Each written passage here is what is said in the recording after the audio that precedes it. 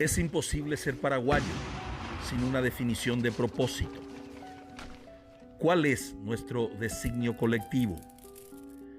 Es imposible ser paraguayo y no hacerse la pregunta ¿cómo no hemos desaparecido en la guerra contra la Triple Alianza? La pregunta es la siguiente: ¿muero por mi patria o muero con mi patria? La reconquista del Chaco ha sido un pacto político-social, militar, económico y financiero de todos los paraguayos. Hemos combatido a dictadores. Tenemos un premio Cervantes hablando una lengua indígena. Conquistamos trofeos deportivos alrededor del mundo. Nuestra imaginación cinematográfica ha ganado premios internacionales. Y hasta hemos podido extraer música de basura reciclada. De todas estas realizaciones nos hemos enorgullecido. Nuestra historia y nuestros valores todavía están con nosotros. Un futuro grandioso acaba de nacer y vos podés ser.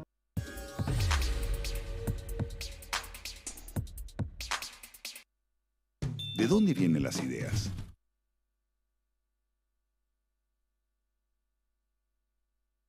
Que hemos dado en llamar Es imposible ser paraguayo y no tener una opinión sobre los grandes temas nacionales, los temas regionales, los temas globales, los temas mundiales, valga la redundancia. Hoy, desde el local del Club de Ideas, un lugar en donde hace más de 10 años nos reunimos, los que estamos acá. Aquí a mi derecha Benjamín Fernández Bogado, Hugo Estigarribia, Hugo Duarte, Amílcar Ferreira, y van llegando otros más que van a llegar atrasados, por lo tanto serán punidos con el asado, que ya está allá en el fondo esperándonos. El tema de hoy originalmente iba a ser los conflictos sociales y esa especie de crisis de hartazgo con la política que se ve en Bolivia, que se ve en Chile, que se vio en Ecuador, que se ve en Hong Kong, que se ve en Irán o en Irak. En Irán, que se vio ayer en Irán. Subió el combustible en Irán. Por una suba de combustible, pero debido a las últimas noticias que desde hoy a las 6 de la mañana nos despiertan y nos despertaron a todos los paraguayos, la orden de captura de un expresidente del Paraguay, el señor Horacio Cartes, entonces vamos a comenzar al revés. Primero vamos a tocar el tema del lavado de dinero, tipificado como un delito desde no hace mucho, dice acá nuestro economista y compañero de camino, Amílcar Ferreira. Y lo hacemos un poco con el propósito de explicar qué es el lavado de dinero, qué es y en qué consiste. Estoy siguiendo un poco la perspectiva del pensamiento crítico. El propósito de nuestra reunión es hablar sobre el lavado de dinero que le lleva a una orden de captura a un expresidente de una república soberana, entre comillas, después vamos a hablar. Tenemos datos y evidencias que aparentemente también los tiene la policía brasilera para imputar, y el Ministerio Público brasilero, la Fiscalía, para imputarlo a este señor y emitir una orden de captura propiamente dicha. Y queremos llegar a algunos análisis de algunas perspectivas. Una de las perspectivas podría estar sesgada, Benjamín, porque el Banco Amambay, la perspectiva de quien está aquí a mi derecha por lo menos, y el abogado que nos acompaña, Hugo Estigarribia, compañero también del Club de Ideas, estamos en el diario 5 Días denunciados por haber afectado el honor y la honra de una institución bancaria. En base a una serie de títulos que hablaban en torno al tema del lavado, la investigación que se llevaba 10 a cabo tapas. En la Comisión Bicameral Investigadora. Tenemos, tú puedes usar esto. Tenemos como 10 tapas que podemos pedirle a nuestra directora Mónica. Nosotros preparamos todo un material de BTR para esta noche. Y a mí me gustaría que Mónica comience a mostrar las tapas que desde más de, ¿serán 12 meses? Aproximadamente 12 meses, y en realidad a este equipo no le sorprende una orden de captura al señor Horacio Cartes, expresidente de la República, debido a que desde hace más de 12 meses el diario 5 Días y su equipo de investigación venía mostrando datos, algunas evidencias de que algo andaba relativamente sesgado o había opacidad en las actividades de ese grupo empresarial. Entonces con eso comenzamos. Y le dejo la palabra a Benjamín Fernández Bogado, mientras quiero ver primero, creo que estamos mostrando ahora las 2 etapas y Benjamín puede hablar al respecto. Bueno, En realidad el periódico había resaltado como un hecho no solamente contrario a las normas nuestras, sino también a los convenios internacionales que el Paraguay había suscrito en torno al tema del lavado, a los controles del manejo financiero. Y cuando comenzaron esta serie de denuncias que tenían al doleiro de los doleiros en el centro de la atención y una cercanía efectiva muy intensa de parte de Carte al tiempo de llamarlo el hermano del alma y llevarlo en una misión oficial del gobierno paraguayo en visita a Israel, nos dio unas claves en torno a ver qué es lo que existía detrás de este tema. Y entiendo que lo que hicimos desde el punto de vista periodístico es basarnos en el rigor de los hechos, haber transcrito una serie de cuestiones investigativas que fueron parte del trabajo periodístico y también reacciones en torno al tema. Y lo que encontramos es ciertamente una actitud sospechosa de parte de varios actores políticos y económicos del país que no tenían seguimiento ni en la Fiscalía ni en otros estadios judiciales del Paraguay. Eso nos reveló en el sentido de la comprobación de los hechos de que realmente en el Paraguay era muy difícil avanzar en este tema porque siempre surgía la idea de Cartes tiene demasiado dinero para torcer las voluntades en el ámbito político del Congreso y también en el ámbito judicial propiamente. Pero no se contaba con el argumento de que esto había traspasado las fronteras y estábamos hablando de un caso transnacional. Brasil estaba interesado en conocer qué había detrás de esto, la investigación del lavallato por un lado, las cuestiones del lavado de dinero, la entrada de cigarrillos de contrabando de las empresas de Cartes a territorio brasileño.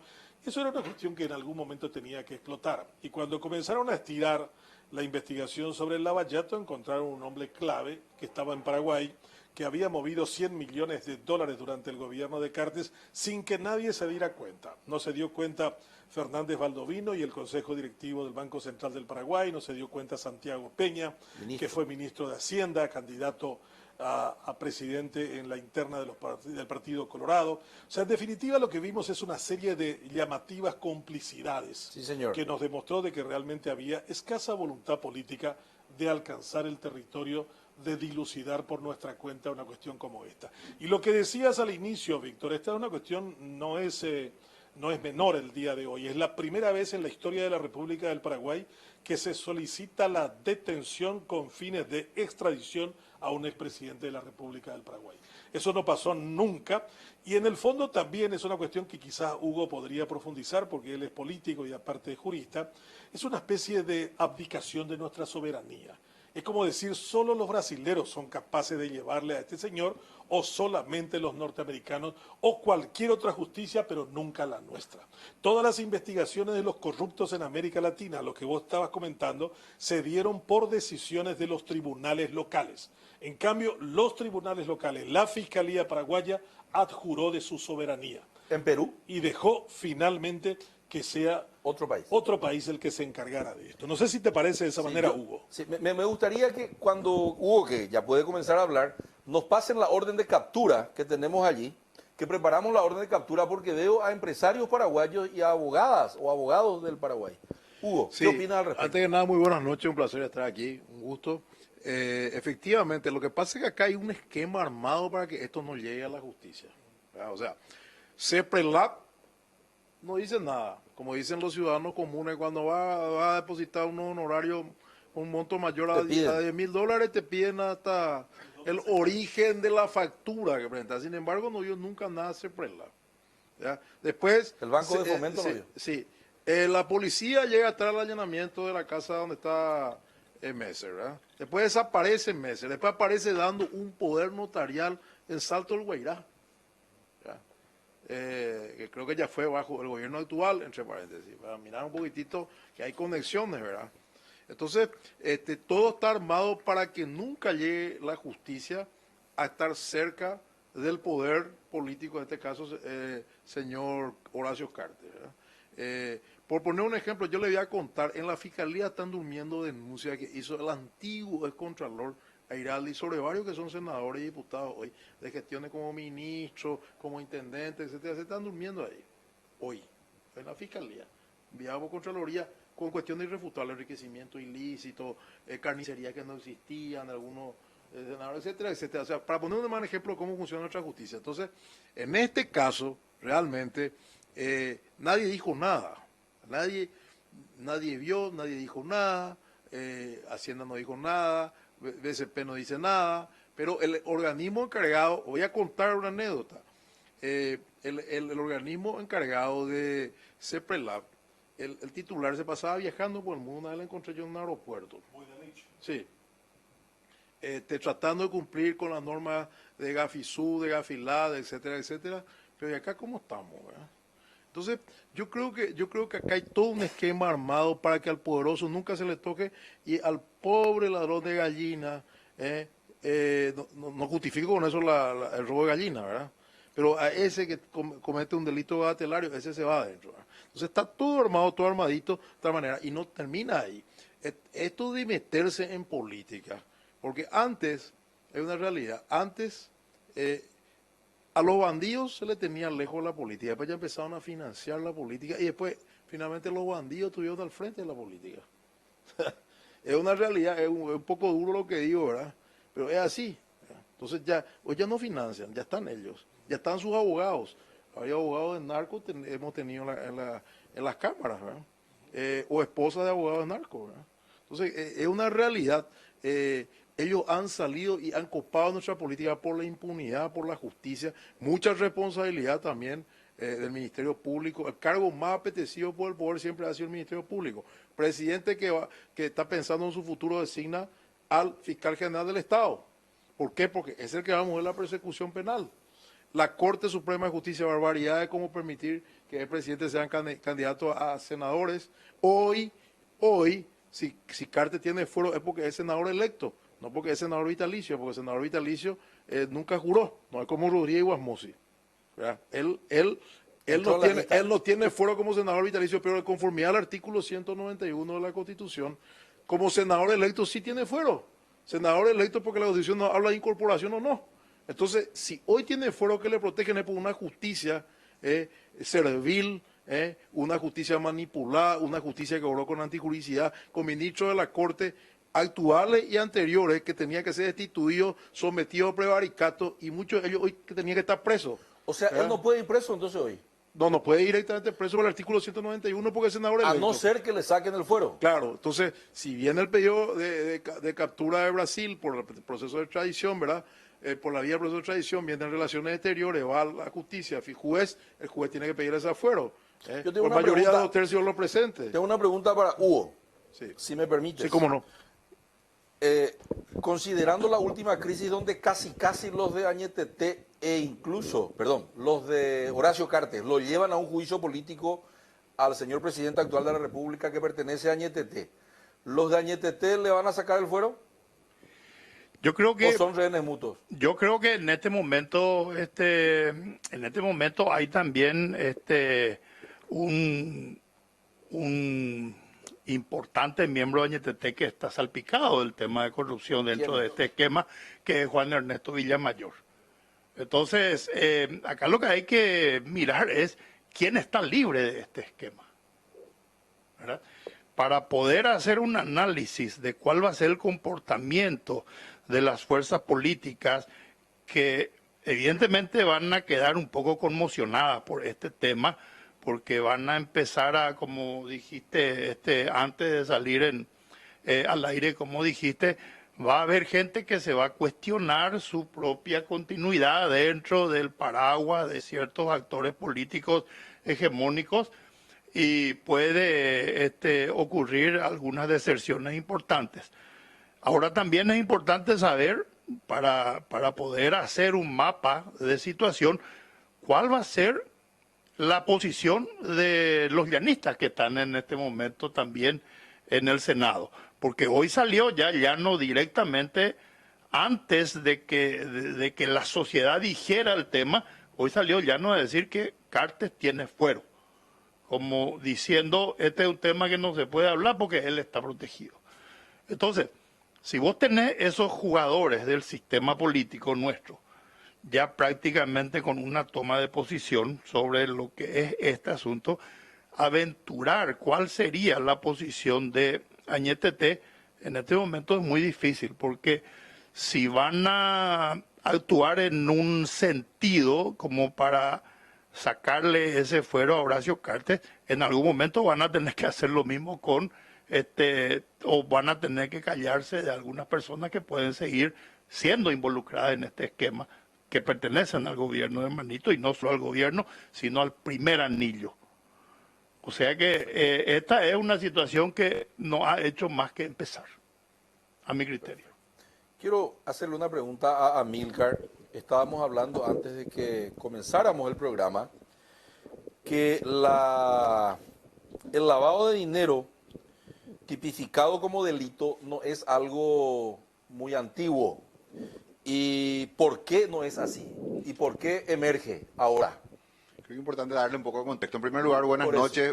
Realmente un gusto también compartir con tan selecto grupo y un cordial saludo a la teleaudiencia. Sí, el lavado de dinero no era, digamos, en el mundo un delito, por decirlo considerado, muy grave hasta finales de la década del 80. Esto se ubica en el mundo como un delito grave a partir de ese momento. ¿Por qué? Porque en un momento dado los paraísos fiscales y los paraísos financieros tuvieron, digamos, tal auge que 1/3 de todos los depósitos en el mundo estaban en estos paraísos. Esto que permitía, digamos, el ocultamiento muchas veces de capitales de ciudadanos de países de primer mundo. Esto llevó a que el G8, a finales de la década del 80, en el 89, fue una reunión del G8 donde deciden poner el combate al lavado de dinero, el combate a los paraísos fiscales y financieros como en el tope de la agenda del G8. Entonces, a partir de ahí empiezan, digamos, con el claro objetivo de transparentar estos paraísos. Esto significa que estos paraísos se vieran obligados a compartir información de depositantes por la vía de la modificación de sus marcos legales para que ante requerimientos de fiscalías de países del primer mundo se pudiera conocer la identidad de los propietarios de estos depositantes. Esto también llevó, digamos, a una exigencia a las economías del mundo desarrollado a adecuar sus marcos legales y a cooperar contra este flagelo.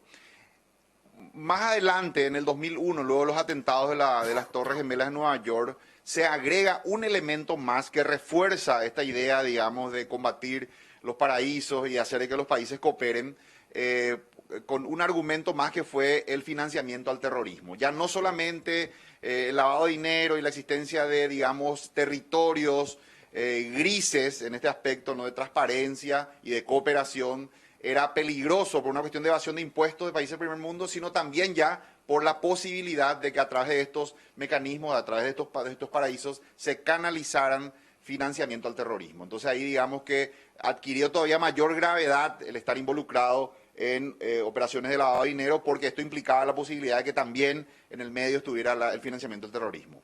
Entonces esto fue, digamos, evolucionando. En su momento los países del primer mundo han aplicado multas muy importantes a bancos de primer mundo también, entidades de primera línea que en su momento estuvieron involucrados en casos de lavado. Esto como para enviar una señal, ¿no?, al mundo financiero. Por eso es que hoy los bancos se cuidan muchísimo de no estar involucrados en nada que ni se parezca al lavado de dinero. Y también cuando un país, por ejemplo, cae en la lista gris, todos los bancos internacionales evitan ser corresponsales de estos países, de los bancos de estos países que caen en la lista gris, porque de alguna manera eso los vincula a instituciones, ¿verdad?, que pudieran estar involucradas en el lavado de dinero. Entonces, en resumen, podemos decir que hoy el lavado de dinero es un delito de primer orden considerado grave en el mundo. Y bueno, también como parte de ese esquema de combate al lavado de dinero vienen estas, digamos, en cierta manera, imposición de regulaciones, de leyes, actualización de marco legal. En este momento tenemos un paquete de 10 leyes en el Congreso que, bueno, que en el caso de aprobarse nos permitirá adecuar nuestro marco legal a lo que serían los estándares internacionales en materia de lavado de dinero. También estamos en este momento iniciando el examen del GAFI-LAT, que nos va a calificar en los próximos 12 meses. Por eso que, por lo menos en mi opinión, Paraguay en este momento es como aquel alumno que durante todo el curso no estudió y después, unos días antes del examen, quiere estudiar todo de golpe. ¿Por qué digo esto? Porque en las últimas semanas hemos visto, ¿verdad?, casos muy importantes, hemos visto el avance, inclusive también la ida a prisión de personajes de primera línea que creo yo, en cierta manera en nuestra sociedad eran conocidos, ¿no? Que estaban involucrados en este tipo de cuestiones y pareciera que de repente la Fiscalía se puso las pilas, la justicia se puso las pilas y empezó a avanzar en estos procesos y bueno, algunas de estas personas están hoy día inclusive en la cárcel, ¿verdad? Pareciera que el país está tratando de enviar señales contundentes para pasar ese examen. Ese examen, creo yo, es un examen importante en este momento en nuestra historia. Quiero un poco ubicar qué significa este examen en este momento en nuestra historia. Ocurre que del año 2003, que inicio del gobierno de Nicanor Duarte Fruto, más o menos hasta el 2014, una década, en Paraguay creo que no hubo tanta urgencia de discutir un modelo económico, porque ese modelo económico estaba definido por los vientos de cola. Vino lo que denominamos un superciclo de los commodities. Algunos de los productos que Paraguay producía y exportaba estaban con precios muy altos y ese beneficio recibido del exterior, en cierta manera, construyó un modelo económico exitoso, digamos, hizo que algunos sectores de la economía fueran exitosos y por ende no había una urgencia de discutir un modelo económico a partir de cuestiones que nosotros mismos tuviéramos que hacer. Eso termina en el 2014 y a partir de ahí Paraguay enfrenta una pregunta, terminado el superciclo de los agronegocios, los commodities, ¿cuál va a ser el nuevo motor de la economía? ¿Cómo van? Porque el escenario que claramente de no hacer nada, el escenario que enfrentamos es el de estancamiento económico. Por ahora la respuesta que estamos dando es el uso del endeudamiento para de alguna manera, una forma de decirlo, de alguna manera artificial, utilizando ese endeudamiento, sostener el crecimiento económico. Pero eso no es sostenible a largo plazo porque el Paraguay tiene una presión tributaria muy baja.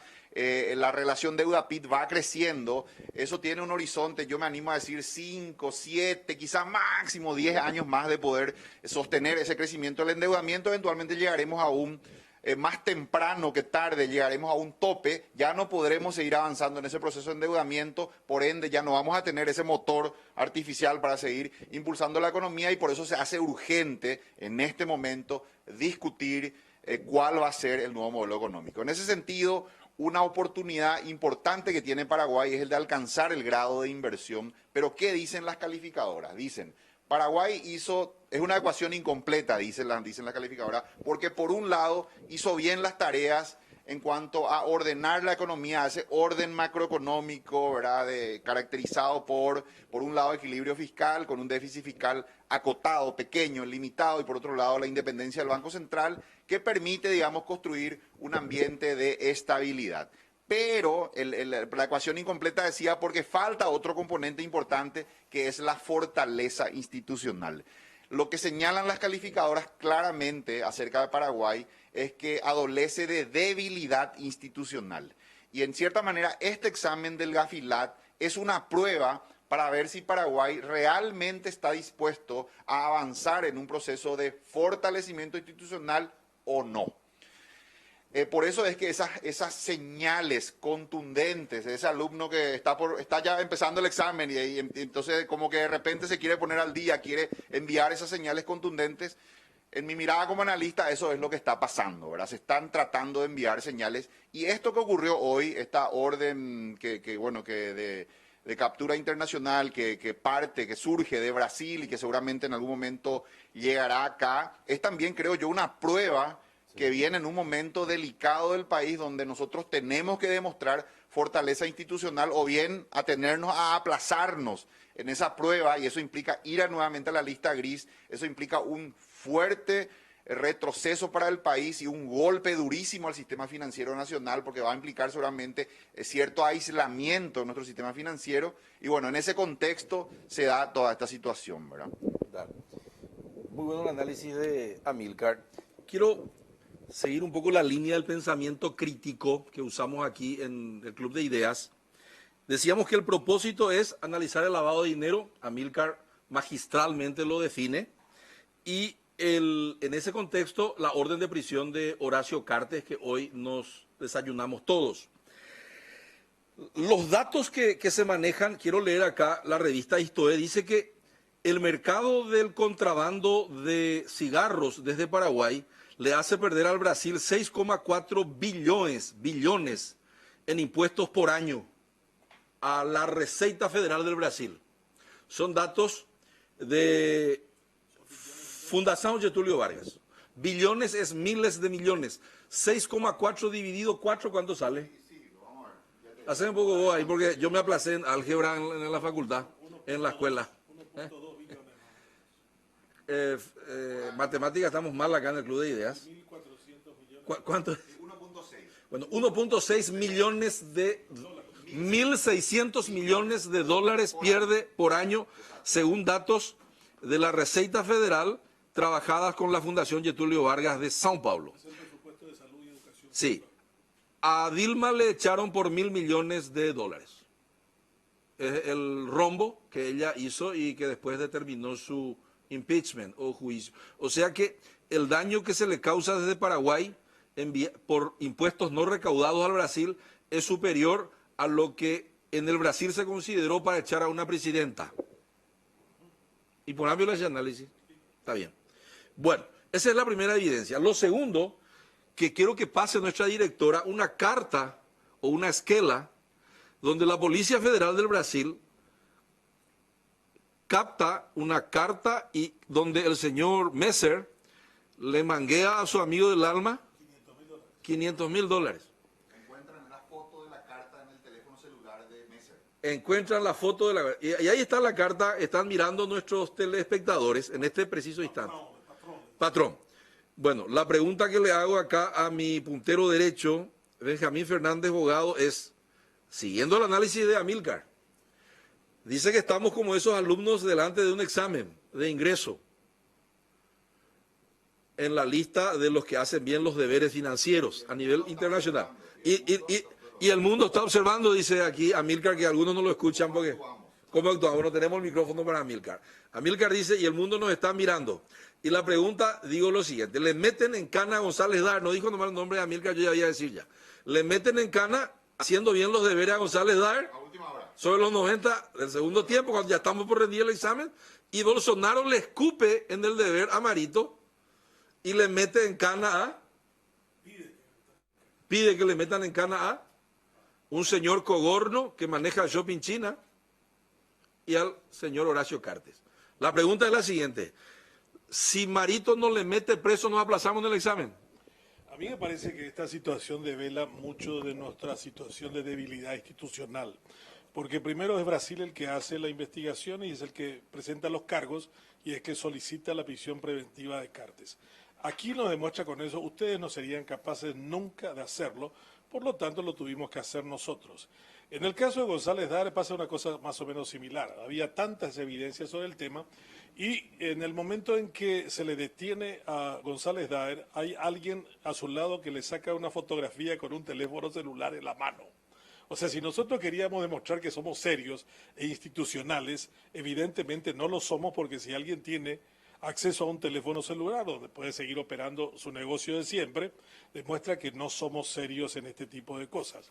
Y nos demuestra tremendas debilidades a la hora de llevar adelante. Esto me recuerda tanto ese día en que Cartes convocó a la asamblea del Banco Interamericano en Paraguay, inauguró el superviaducto, al mismo tiempo pasó su reelección con el voto de 25 senadores a mano alzada, se quemó el Congreso y se mató a Quintana. O sea, cualquier cosa puede ocurrir en estos días. O sea, nuestra capacidad de asombro se ha quedado hacia un lado. Y nuestra capacidad de hacer el ridículo, porque esto es hacer el ridículo. Si la gente de Gafilat está aquí y vos querés demostrar que estás haciendo la tarea y te publican en tapa de los periódicos que González Daer tiene acceso a un teléfono celular y hay otro amigo que estaba con él en el círculo, que es el que saca la foto, caramba, el tipo de Gafilat, el Espinosa, este que se fue en el día de ayer y se este es un país en joda. Si supuestamente este es el tipo más jodido en materia de lavado, la cantidad de dinero, dice que González Daer tiene más dinero que 4 bancos privados juntos. Hace banking, hace banking todavía con su celular. No hay que subestimarlo a esta persona. Entonces, lo que quiero decirle en realidad con respecto a esto es finalmente que esto nos delata en la profundidad de nuestra fragilidad institucional y reitero y subrayo la escasa soberanía que tenemos sobre nuestros asuntos. O sea que si no hay gente de afuera que nos modere, no vamos a aprender. El mismo caso de Cartes. Yo estoy seguro que el hombre, después de todo lo que pasó, el desastre, el hazmerreír de lo que fue aquel momento, él convocó a un diálogo, el monseñor Valenzuela, convocado un diálogo de Cartes con los actores políticos, hasta que Estados Unidos le dijo, mira, te voy a mandar el subsecretario para que te diga lo que tenés que hacer. Y en ese momento, asustado, Cartes manda su renuncia, no al Congreso, no a nadie de la institucionalidad, sino al arzobispo. O sea, ¿se imaginan el poco respeto institucional que tenemos en el Paraguay? Ni las formas cuidamos, ya no hablamos del fondo. Y la otra cuestión, y termino con esto mi análisis, es la cuestión de que mucha gente hoy en radio estaba tocando este tema de qué significaba esa situación. Entonces yo le dije, una persona dice, Benjamín, vas a ser responsable de la pérdida de miles de empleos. O sea, la gente dice, no, está bien, es un jodido, está bien, es un ilegal, está bien, es una persona que no hace bien la tarea, pero da trabajo. O sea, a la gente en el Paraguay le importa poco que sea un narco, que sea un jodido, que no hace absolutamente nada, ¿no? Entonces, realmente es una cuestión para preguntarnos sobre el tema. ¿Se le escucha bien a Benja? Sí, sí. Mira, le paso a Milcar, después le presentamos un poco, tenemos nuevos miembros. Vicente. Solo el mío se escucha. Bueno, parece que nuestro... Acerca bien tu micrófono. Bueno, hola. ¿Qué tal se escucha? ¿Me escuchan bien? Bueno. Gracias, Gonzalo. Bueno, Gracias, Gonzalo. Gracias, yo quería Gonzalo. nomás agregar este dato. Los exámenes anteriores del GAFILAT se centraban más bien en la adecuación del marco legal. O sea, la pregunta que Paraguay tenía que responder era principalmente si el marco legal existente era el adecuado para ser considerado como un país que combate el lavado de dinero desde ese punto de vista, de adecuación de marco legal. Sin embargo, este examen actual, dado que ya los exámenes anteriores en cierta manera hicieron énfasis en ese aspecto, este examen va a ser diferente. En esta ocasión, lo que se va a evaluar, lo que va a tener más peso en la evaluación, los hechos, ya no va a ser adecuación del marco legal, sino la aplicación efectiva del marco legal en casos puntuales, en casos... Probablemente el GAFILAT lo primero que va a hacer va a ser pedir, dame todos los, por ejemplo, los 200 ROS, reporte de operaciones sospechosas, más importantes, más grandes en monto, y vamos a ver qué sucedió con cada uno de esos ROS. ¿Qué hicieron, qué hizo la Fiscalía y si terminó no finalmente con gente procesada e inclusive con condenas? Si la respuesta, por eso que yo creo que a esta urgencia, probablemente estas personas que estamos viendo últimamente, ¿verdad?, detenidas, forman parte del top 10, digamos, de los ROS más grandes, y si es que no se hacían estos avances, probablemente Paraguay, ante esa pregunta, no iba a tener una respuesta, iba a decir, bueno, los ROS más grandes, en realidad no pasó nada, y eso sería vergonzoso desde el punto de vista del país, ¿no?, en esa evaluación, probablemente nos llevaría a un aplazo, pero sin ninguna posibilidad de defendernos. Entonces, ese es un aspecto, creo, importante para el debate, de que en esta evaluación lo que se va a mirar principalmente es la efectividad en la aplicación del marco legal existente. Si no tenemos nada que mostrar, si no se abrió ningún proceso a partir de los reportes de operaciones sospechosas, no hubo nadie detenido, no avanzaron las investigaciones, finalmente todo terminó en lo Pareí, pues yo dejo la pregunta a la mesa, ¿nos merecemos entonces un aplazo en esas condiciones? Hugo, sí. También me gustaría que respondas y... No, Hugo yo también. quiero profundizar un poco, Sí. porque Benjamín y Amílcar tocaron algo que es muy importante, que es la debilidad institucional. Pero yo quiero hacer hincapié un poco en algo, y de lo que dijo Benjamín, lo que dijo Amílcar me recordó algo que había dicho Manuel Castells en algún momento dado cuando le preguntaron sobre la cuestión de los sistemas electorales y las leyes electorales. Dijo algo más o menos así, que las leyes electorales de cualquier país son el resultado del poder hegemónico que tiene uno de los sectores al momento de redactar las leyes. Y estirando un poco este concepto, yo quiero a mí ya me surge la pregunta, en el momento en que este Estado nuestro se construye, ¿cuál era el sector económico y el sector hegemónico y qué pretendió realmente construir? Pretendió construir esto que nosotros estamos viendo, esta debilidad sistémica de las instituciones del país, esta cultura, digamos, de tirar la pelota para que otros solucionen nuestros problemas internos. Por eso que es importante vincular un poco el tema legal que habla Huito con el tema que habla Benjamín, vincular un poco con esta cultura política nuestra, que construyó este Estado, que tiene estos desafíos que aún no puede resolver. Entonces, estamos frente a qué fenómeno político y cómo vamos a resolverlos en el futuro. Porque parece ser, como dice también, voy a citar otra vez a Manuel Castel porque estuve mirando mucho últimamente, ¿cuánto es el impacto de la economía criminal en este país? Ahí voy a decir una cosa que poca gente analiza. Hay un autor llamado Gary Becker que ganó el premio Nobel de Economía y él hizo un análisis sobre la llamada economía del crimen. En el Paraguay, si vos cometés un crimen, cualquiera sea ese crimen, robes una gallina o estafes un banco o metas de contrabando la mayor cantidad de cigarrillos al Brasil, solo tenés 5% de posibilidades de ser sujeto de una investigación judicial y 1% de ser condenado. O sea, 99% tenés posibilidades de zafar.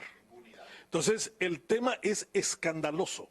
Y Gary Becker decía, si vos llegás a pasar a tener un margen del 15%, estás en una grave situación que tenés que resolver. En el Paraguay es del 99%. El año pasado yo estuve en Singapur. Singapur tiene cero tolerancia a cualquier tipo de crimen. ¿Ustedes saben cuánta cantidad de presos tiene la cárcel de Singapur? Cero. Cero criminalidad, cero corrupción. Ingreso per cápita del país, $89.000. Es el país con el ingreso per cápita más grande del mundo. En 1965 el país se vendió a Malasia, porque era imposible de ser manejado por las mafias, la corrupción, los piratas en el estrecho de Malaca. Pero los tipos cambiaron y establecieron una situación de absoluto escaso margen a la posibilidad de que no sea sancionado. En el Paraguay, si tenés 99% de posibilidades de zafar y solo 1% de ser condenado, es lógico que la gente dice, pero ¿por qué pico le vas a meter preso a Cartes y la cantidad de empleo que genera? Me gustaría saber de dónde van a sacar un tipo que aporta al fisco $23 millones pagando impuestos. Y él hace una promoción de esto. Dice, Tabesa es la empresa que mayor cantidad de impuestos aporta al fisco, dice. Pero lo dice abiertamente, cuando el negocio de esa empresa es meter de contrabando cigarrillos al Brasil. Y cuando dice, ese no es un problema de Paraguay, ese es un problema de Brasil. No, cuando cualquier persona que exporta tiene que registrar la exportación, tiene que decir cuánta cantidad de su producto ingresa a otro país, nos tiene que contar eso, no es la cuestión de, a mí no me importa quién sea el que compre, si es Roque Silveira o es Darío Messer. No, vos tenés que registrar la exportación que haces a cualquier otro país del mundo. Entonces, nuestra cultura de la impunidad es una cultura extraordinariamente grande. La economía negra, Amílcar, esto lo sacó Sebastián Hacha en un informe, mueve $11.000 millones. El presupuesto general de gasto de Paraguay es 14.000. Entonces yo escribí un libro hace 2 años que se vendió muy bien, que se llama No da más, que significa no da más seguir fingiendo que tenemos un Estado cuando no lo tenemos, seguir fingiendo que tenemos un cumplimiento de la norma cuando no lo hacemos. Yo le digo a la gente, si nosotros tenemos que explicar que un presidente y vicepresidente electos cada 15 de agosto duran 5 años improrrogables en su mandato, eso lo escribimos nosotros dos entre 198 convencionales que fuimos, y además colocamos en el siguiente párrafo, no podrán ser reelectos en ningún caso. Cuando yo le dije al doctor Paciello, acá hay un error gramatical, sintáctico, se repite 2 cosas un mismo concepto. 5 años improrrogables significa 5 años improrrogables, ni un minuto más, ni un segundo más, ni un día más. ¿Por qué hace falta colocarlo? No podrán ser reelectos en ningún caso. Me dijo, Benjamín, recordate de mí, ya está muerto Paciello, estos van a tratar de violarlo de igual manera, aunque dibujáramos. Y lo intentó Duarte Frutos, lo intentó Fernando Lugo, lo intentó Horacio Cartes y lo va a intentar otro. O sea, nuestro problema no es de carácter institucional, porque yo creo que Hugo en cierta manera nos ha querido provocar a mí y a Huguito en el tema de decir, bueno, ¿qué tipo de modelos crearon ustedes en 1992? Y creímos que iba a ser una república. Entendimos que la gente iba a entender claramente que cuando te dice 5 años improrrogables, no podrán ser reelectos en ningún caso, no podrán ser reelectos en ningún caso. Nunca pensamos que el abogado de Lugo, un tal Fariña, interpretaría ante la Corte Suprema de Justicia que el presidente y el vicepresidente electo solo tenía que ver con el que estaba en funciones y no con los que estuvieron anteriormente. Por lo tanto, al único que no podía ser era Cartes ni Afara, pero podían ser todos los anteriores. O sea, yo creo que acá el camandulerismo no ha tenido sanción, porque estoy de acuerdo con Hugo, esta Corte ha permitido todo este tipo de cosas. ¿Qué pasó en Bolivia? Se lamentan en este momento por la cantidad de muertos. La Corte Suprema de Justicia dijo, por un derecho humano fundamental, a nadie se le puede prohibir la reelección, dijo, con respecto a Evo Morales. El referéndum le dijo, no te queremos más. Claro, él dijo, me voy a ir callado si pierdo. Perdió, no se fue callado. Eligió una corte a gusto y medida. Y la corte interpretó que por un derecho humano a nadie se le puede prohibir la reelección. Más creativo que nosotros, No, señor, tampoco demasiado creativo. Filártiga, en la presentación de la reelección de Cartes, usó el mismo argumento. Nosotros no tenemos poca memoria. El mismo argumento, o sea que con ese criterio, todo lo demás es relativo, total, y un derecho fundamental. Con ese tema viejo, podríamos decir, ¿alguien puede ser ungido rey de Paraguay? Sí, por su derecho humano él puede tomar lo que le plazca, puede ser rey, puede ser emperador, puede ser lo que quiera. Entonces, cuando no se cumple la norma, un amigo me dijo una gran verdad, lo único que hacen bien ustedes en Paraguay, Benjamín, es jugar al fútbol. Pero por dos razones. Una, porque las reglas no escriben ustedes, y dos, que los tribunales funcionan en Zúrich. Si ustedes hubieran escrito las leyes, el penal se hubiera tirado con la mano. Y el tribunal en Asunción hubiera fallado de que eso era correcto. Entonces, en el Paraguay, cuando no tengamos la intención de vivir reglados y normados, vamos a tener lo que tiene Bolivia. Gente que se levanta en contra de una persona que quiere ser reelecta de cualquier manera y que encima de todo eso hace un fraude. Y la gente dice, ¿y esto no va a tener costo? ¡Claro que va a tener costo! Que va a tener costo en diferentes partes. Así como dice Castel, el problema de la legitimidad democrática. La pregunta es que ahora hay un malestar en la democracia que puede terminar en un malestar con la democracia. Y cuando sea un malestar con la democracia, un fascista como Chávez va a llegar en 1999, va a dejar a 5 millones de venezolanos viviendo en el exterior, perdiendo 11 kilos a falta de alimentos y muriéndose de hambre con una inflación de 250.000%. Bueno, eso es lo que esperamos. Entonces, cumplamos la norma. Animémonos a cumplir la norma. Y estos ministros de la Corte, que son unos incompetentes, estos jueces, que si vos no les sacudís y le tienen un temor enorme a un tipo que es usurero porque el hermano está en el jurado de enjuiciamiento, ¿cómo podemos ser una república en serio cuando tenemos a dos baquetas? Uno es el presidente de los que quieren ser jueces y el otro es el presidente de los que sancionan a los jueces que no se portan bien. ¿No? Entonces, yo digo una cosa, ¿estamos trabajando para ser un país serio o queremos seguir siendo un país cachiñay, en donde cualquier cosa puede acontecer? Entonces, mi querido Hugo, el problema es que el sistema no funciona ni en la manera como hemos recreado. Y vamos a creer de nuevo que escribiendo una nueva constitución, eso es como creer que la constitución es un fetiche, que si le frotamos algo, saldrá una república hermosa de tipos angelicales y buenos. Aquí hay cosas que hay que ser evidentes, hay que cumplir la norma. Yo le suelo decir a la gente, Andrés Rodríguez gobernó con la misma constitución de Stroessner del 89 hasta el 92. 3 años pudo haber sido un tirano, no lo fue.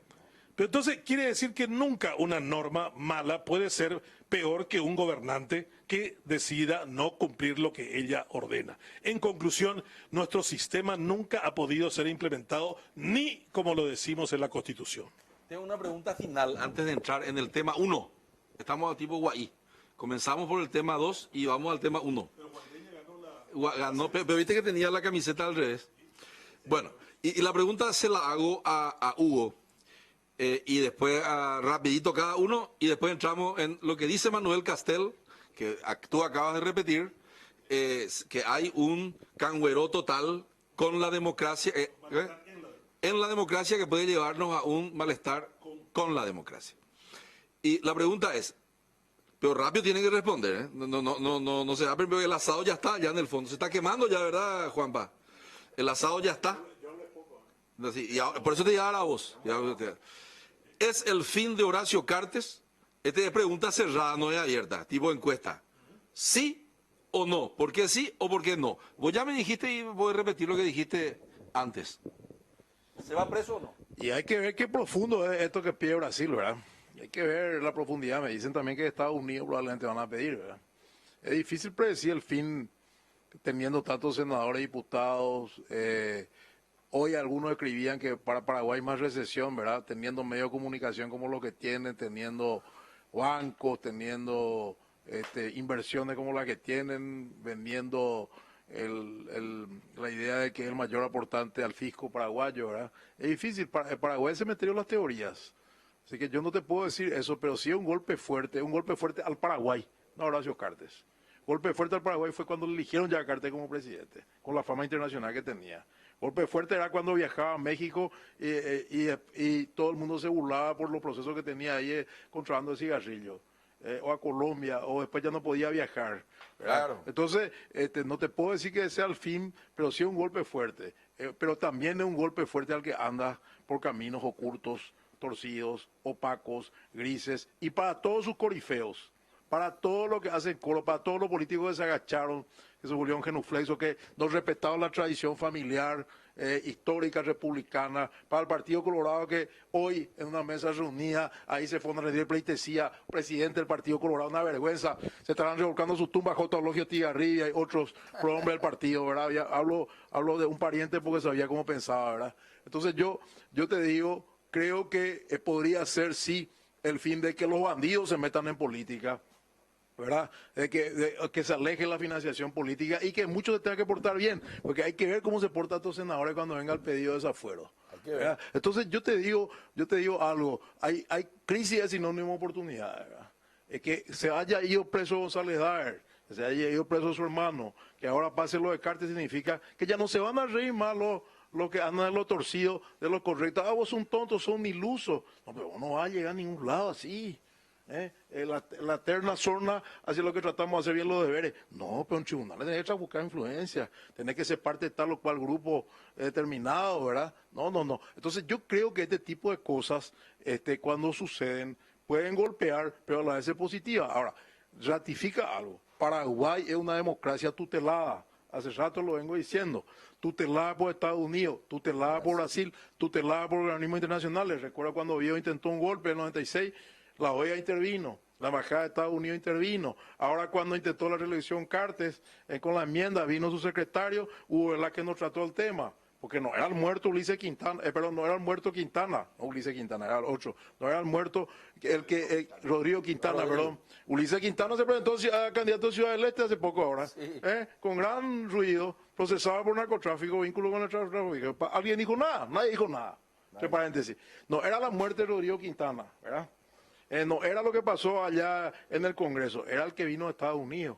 Es una democracia tutelada, permanentemente. Ahora Brasil hace lo que tenían que haber hecho nuestros organismos acá locales, ¿verdad? Entonces, como dijo Benjamín, vendrá el día de mañana a Estados Unidos. O sea, siempre vivimos mirando afuera. Y a veces cuando gente como Benjamín habla un lenguaje tan crítico, tan provocador, me ha pasado con gente de alto nivel social, lo criticaron de arriba abajo porque comparó el tema con Corea, lo he defendido.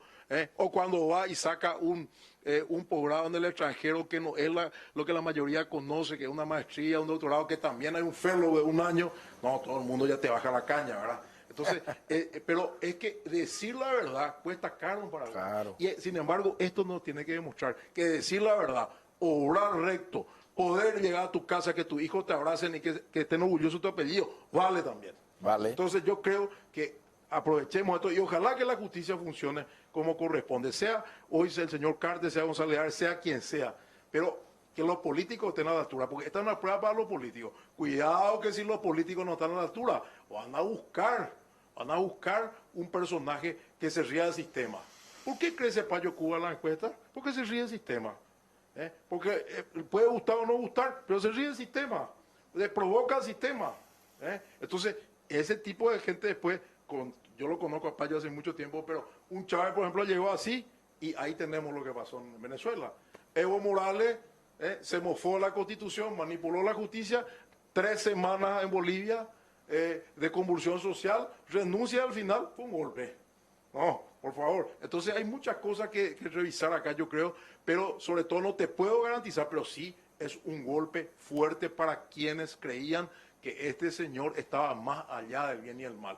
Y hay que ver, porque mucha gente dice, pero si en Estados Unidos ya cerró una investigación, de Cartes, y algunos dicen, aquel fiscal también no se sabe cómo actuó, parece que hubo razones de peso, ¿verdad? Entonces, imagínate lo que va a hacer ahora, ¿verdad?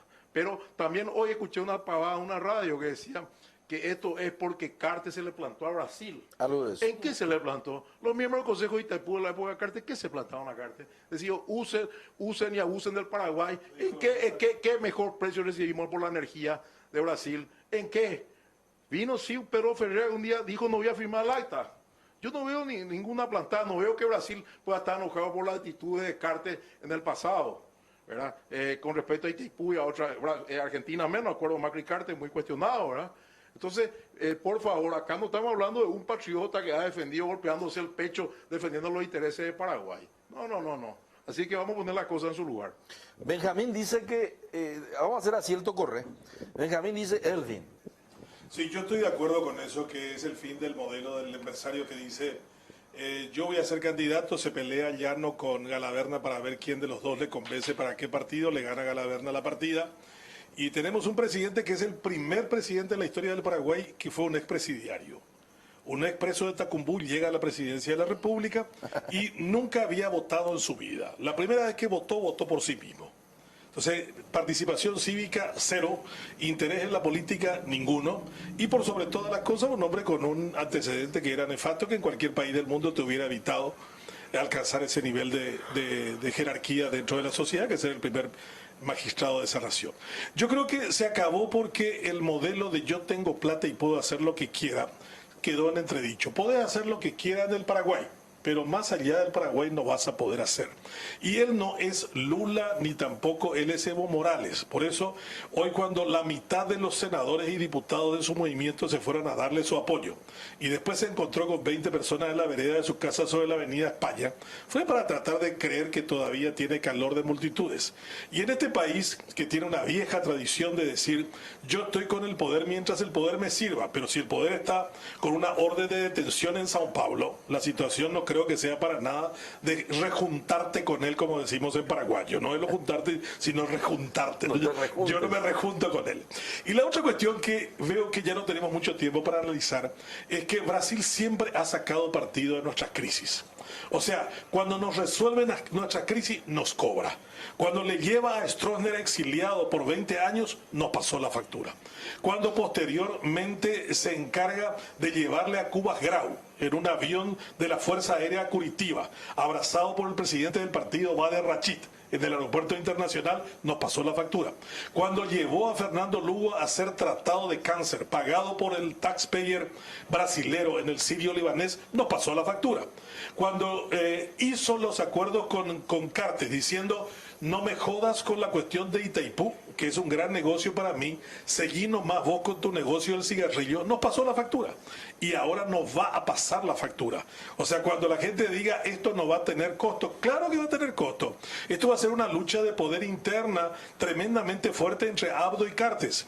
Y Brasil va a decir, yo me encargo de este tipo, yo voy a presentar los cargos contra él.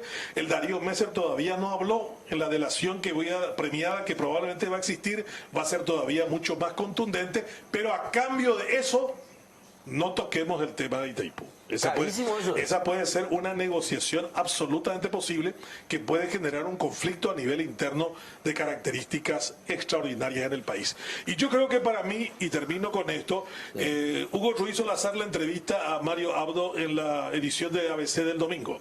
Y le preguntan cuál es el futuro del Paraguay. Y dice, yo no sé. Aquí en Paraguay puede pasar cualquier cosa. Si el presidente de la República dijo eso hace un par de días, a mí me saca toda responsabilidad para tener que interpretar lo que pueda acontecer en el país. Bueno, Hugo. Sí, yo solamente quería decir que en realidad tenemos un problema de presentación, digamos, en sociedad ante el mundo, porque no podemos exhibir títulos nobiliarios como Estado ni como democracia, sino sencillamente tenemos que decir esto es lo que somos.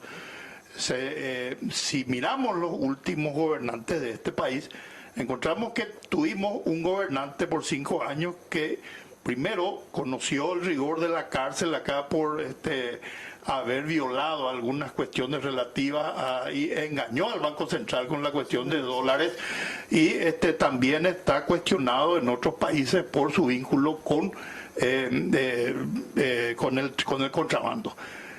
Luego tenemos el que le sucede, un presidente al cual, según la última encuesta a la que nosotros accedimos, porque hicimos con algunos amigos, el 63% de los paraguayos cree que él todavía oculta algo del tema de Itaipú y no le cree. Abdo Benítez. O sea, los dos últimos presidentes de este país tienen serios problemas de credibilidad interna. La diferencia es que Marito no es un empresario y nunca se le dio por hacer negocios, digamos, más allá de nuestra frontera, pero internamente tiene un frente difícil, que es una opinión pública adversa, ¿verdad? Tendrá que ser muy fino y tendrá que volver a reconquistar esa opinión pública. Y por último quiero decir algo que puede sonar inclusive hasta publicista o populista o como sea, pero a mí me da mucha pena decir que si en el Paraguay se puede tener un presidente que fue procesado y estuvo preso, se puede tener un presidente también que la gente cree que estuvo vinculado a una cuestión de peculado con el tema de Brasil, ¿verdad? Y sin embargo, esta sociedad ni siquiera se inmuta cuando tenemos una ley que evita que personas jóvenes, por figurar en Inforcom, no puedan trabajar. Imagínense ese mapa que tenemos. O sea, esa es la sociedad que tenemos. Entonces, es difícil. Pagaste tu cuenta de celular y está fuera. Y está fuera, ya no podés tener trabajo con todo lo que significa para la familia eso, ¿verdad? Entonces, esa es la sociedad que tenemos y ese es el estilo, la cultura política nuestra. Entonces, pensar si somos viables o no es el desafío en este momento dentro de estas circunstancias. Muy bien.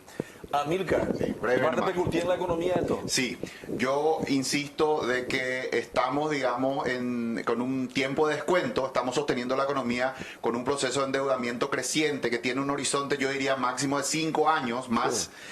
Si ese tiempo lo utilizamos para corregir aquello que claramente señalan las calificadoras como el aspecto que Paraguay tiene que mejorar o fracasar en el intento, ¿verdad? Que es la debilidad institucional. Si tenemos éxito en el proceso de fortalecimiento institucional, estas son pruebas de fuego para ese fortalecimiento institucional, eventualmente alcanzaremos el grado de inversión, eso hará que los niveles de inversión extranjera directa a Paraguay crezcan de manera muy importante, eso le va a sacar presión también al Estado de hacer las inversiones, porque va a haber, digamos, capitales privados dispuestos a venir, por ejemplo, a concretar las alianzas público-privadas, que hasta ahora casi ha sido muy escasa. Entonces tenemos 5 años más para, digamos, demostrar que tenemos una intención, una vocación, una voluntad clara de avanzar en un proceso de fortalecimiento institucional o fracasar en el intento. Yo creo que si este examen de Gafilat de por sí ya era difícil, se volvió peor. Ahí en el momento en que inicia, Brasil le agrega una pregunta a ese examen, una pregunta dificilísima, una prueba de hierro, diría, que va a poner a prueba la fortaleza del sistema institucional paraguayo y también su esquema político, ¿verdad? Donde yo creo que enfrentamos una disyuntiva. O se ponen los pantalones largos las instituciones y hacen lo que tienen que hacer, lo que corresponde, o bien la clase política se abroquela, protege a sus corruptos y morimos con la nuestra. Eso va a ser... Esa segunda opción debilita la posición paraguaya en una eventual negociación en Itaipú ante Gafilat. Probablemente nos va a llevar la demostración de que Paraguay protege a sus corruptos, de que Paraguay no tiene en realidad una voluntad firme, clara, contundente de avanzar en un proceso de fortalecimiento institucional. Muy probablemente nos va a poner nuevamente en la lista gris. Y bueno, seguramente también esa segunda opción de abroquelamiento de la clase política para defender a nuestros corruptos, quizá también va a surgir de chantajes mutuos que se puedan dar. En ese sentido, si uno quisiera darle a eso una interpretación geopolítica de una jugada magistral de Brasil, porque nos pone ante esta prueba de hierro, y si la respuesta que da la sociedad paraguaya, la clase política paraguaya, es la de abroquelarse para defender, eso va a ser la demostración clara de que Paraguay merece no pasar esta prueba del Gavilat, posicionarse, quedarse, morir con la suya como un país que va a seguir siendo gris, va a seguir siendo opaco, un país de los amigos, un país donde no rige el Estado de Derecho, donde hay un Estado de Derecho para la gente, digamos, común, pobre, sencilla, y otro Estado de Derecho muy diferente para los poderosos. Eso es lo que puedo comentar. Así que una prueba de fuego que Paraguay enfrenta de si vamos a un nuevo modelo económico ya caracterizado por instituciones sólidas, por grado de inversión, o simplemente nos quedamos en lo mismo para que nada pase en este país. En unos pocos años se acabe el límite de endeudamiento y enfrentemos un proceso de recesión económica sin tener ya esa posibilidad de recurrir a la tarjeta de crédito para con eso seguir sosteniendo crecimiento, digamos, de una manera ciertamente artificial. Excelente, Amílcar. Quiero simplemente pedirle, ya terminando, a Mónica que nos pase entonces la versión 2 de Amílcar. Las fotografías de las crisis sociales que se vienen o que ya podrían venir, que ya se están viniendo en Bolivia, en Chile, en Ecuador, en Perú o algo también. Y es un poco la historia del futuro, porque en realidad el futuro ya está entre nosotros. Hay hechos portadores del futuro que estábamos analizando aquí en esta mesa. Y esos hechos portadores del futuro son los que definirán los escenarios prospectivos para el futuro. La conclusión mía es que la cantidad de pobreza que existe en Paraguay, de corrupción que existe en Paraguay y de desorden institucional o debilidad que acaba de plantear Amílcar, tiene límites. La democracia puede ser dañada y podemos entrar en esas crisis sociales que nos llevarían a un punto de no retorno. Y ahí la solución será por el lado del conflicto y no por el lado de soluciones institucionales, que es lo que queremos. Muchísimas gracias, muy buenas noches. Nosotros nos vamos a cenar. Espero que ustedes también ya hayan cenado o vayan a cenar, y nos vemos en la próxima semana a esta misma hora en el mismo canal. Buenas noches.